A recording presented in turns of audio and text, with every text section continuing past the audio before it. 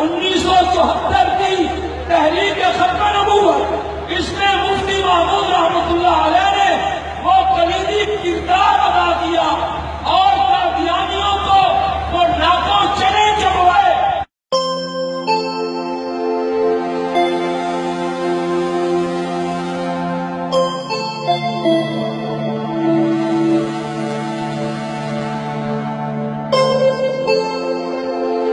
ایڈی وڈی چبڑے کہ 1973 دی اسمبلی وچ مرزا ناصر تے جدو جرا ہو رہی سی پارلیمنٹ دے اندر، اس وقت مرزا ناصر نے خود تعزیر الناس اٹھا کے آکیا سی۔ تعزیر الناس والا بھی تے لکھ دے پیا نبی آ جائے تو حضور دی خاتمیت نو کوئی فرق نہیں پوندا، یہ تیری کتاب وچ لکھے، بانی تیرے دارالعلوم دیوبند لکھ دے پیا۔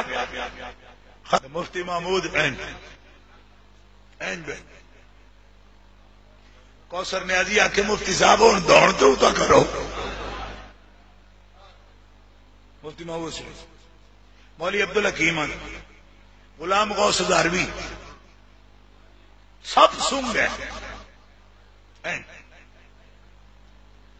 کوثر نیازی آکے مفتی اور منہ تا کر جلوس سے بڑے کڈانا سے 80 گھنٹے تک پاکستان کی قومی اسمبلی میں آرڈیننس پاس کرنے کے لیے جھوٹے نبی کے جھوٹے خلیفہ نے سارے مسلمان علماء کو پانی پلا پلا کے مارا، پانی پلا پلا کے مارا، اور جب فیصلہ نہیں ہو سکا اور قومی اسمبلی کے کیفیٹیریا میں بیٹھ کر سارے علماء اسلام نے اجماع کیا، مولانا یہ ذرا سا بیدار کریں چند دنوں کے لیے مجلس شورا کا اجلاس منعقد کیا کہ 80 گھنٹے ہو گئے یہ کمبخت جھوٹے نبی کا جھوٹا خلیفہ ہمارے ہم سے شیئر نہیں ہو رہا ہے، ہم اسے شکست نہیں دے سک رہے ہیں، جو دلیل ہم لاتے ہیں وہی دلیل یہ پیش کر دیتا ہے۔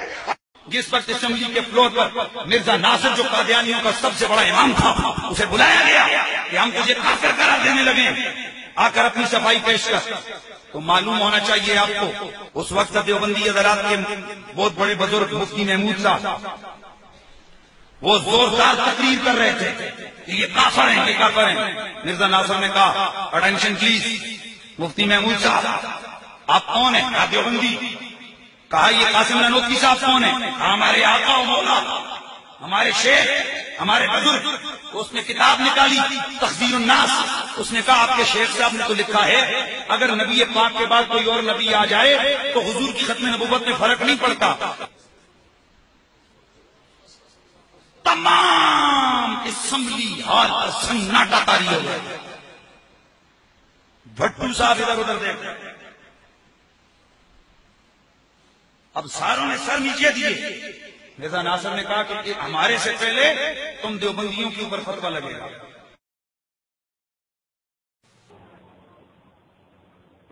چنانچہ مرزا ناصر نے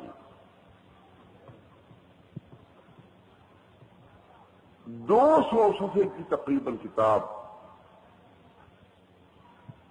اپنے بیان کو کتاب کی صورت میں چھاپا، وہاں آئے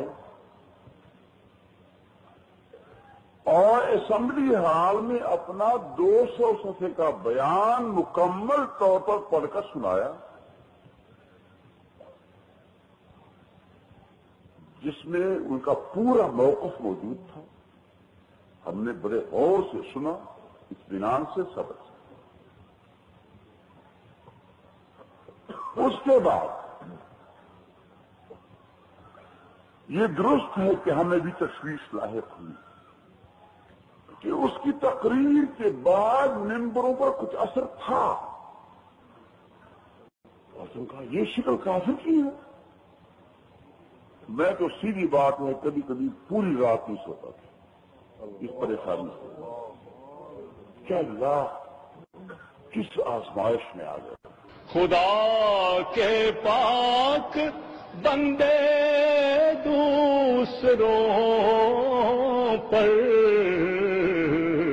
ہوتے ہیں غالب، میری خاطر خدا سے یہ علامت والے